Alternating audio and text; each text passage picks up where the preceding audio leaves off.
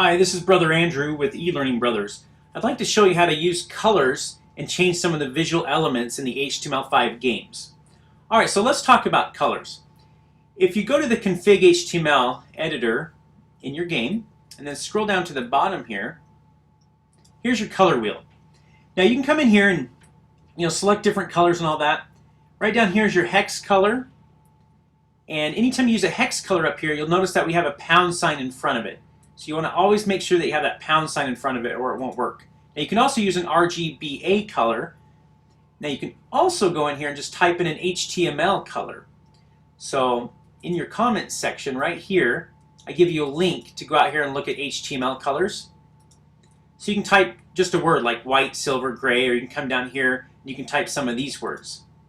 So if you came up here, if you didn't want to use a hex code, you could just come in here and type the word red, for example. Alright, so let me first talk about how to replace your game logo, and then I'll go into some of the other color edits. Okay, so as you can see here, I replaced the Gridlock logo with an eLearning Brothers logo. So I went out into my game folder. So in my game files here, you have a config folder, you have an images folder, and then in there I put in my ELB_logo PNG file.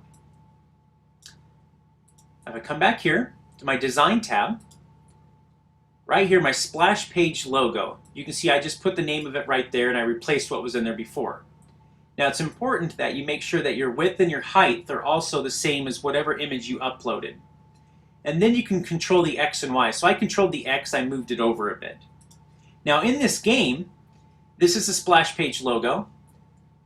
Right here, this logo is the introduction page logo. And then right here is the main game screen logo. So there's 3 logos in the game that you can change. Alright, let me also show you the page background. So on a game, everything on the outside here is your page background. You can control that color right there. And then if you look at your game background, there could be multiple images that make up that background. So in this case, Gridlock has a grainy PNG and then has a Gridlock grid PNG. The grainy PNG is kind of that grain texture you see, and then the grid PNG are all these lines right here. It's got some transparent areas that show you the image behind. So you can actually stack images on your background. You just list them here. So whatever's first is on the back, and then they just stack on top of it. And then you can see right here there's a gradient color. This one happens to be radial. It goes from center, which is a lighter gray, out to a darker gray on the outside. And you can change this to anything that you want to. You could do left, and then you could do right, or top and bottom, and you just change those colors. Just pick a color you like down there. Now you can also swap out these images back here. So what I did was I uploaded another image called City Dark.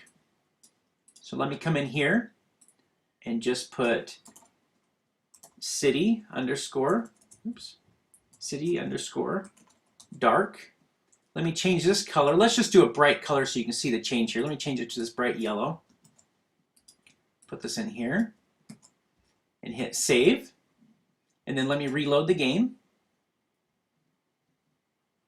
Alright, so you can see my city back there. The grain texture is now gone, and then you can see I put a bright yellow in there. Now obviously that doesn't look very nice, but you get the idea. Alright, now next let me talk about how you change the colors on the answer buttons. So if I look here at the answer buttons, each one has different states. So let's go down here, down to the bottom, question button styles. There's an up state, which is that dark blue, over. Then when I click, there's a down state. And then if I had a multiple select answer option here, you could see a selected state. So you look right over here, here's your button up gradient. You have top to bottom. Just so you can see this, let me type red here. And then let's type green here. You can change the text color also. You can turn on and off the gloss and the shadow. And then you have all these different adjustments here. You can do a color for the over, down, and selected states. Let me hit save on this just so we can quickly look at it. And continue, select a piece. So you can see I went from red to green on the up state. Alright, so that's how you work with colors and images in the HTML5 games. Go ahead and check out the tutorial and all the different notes that I have on this page.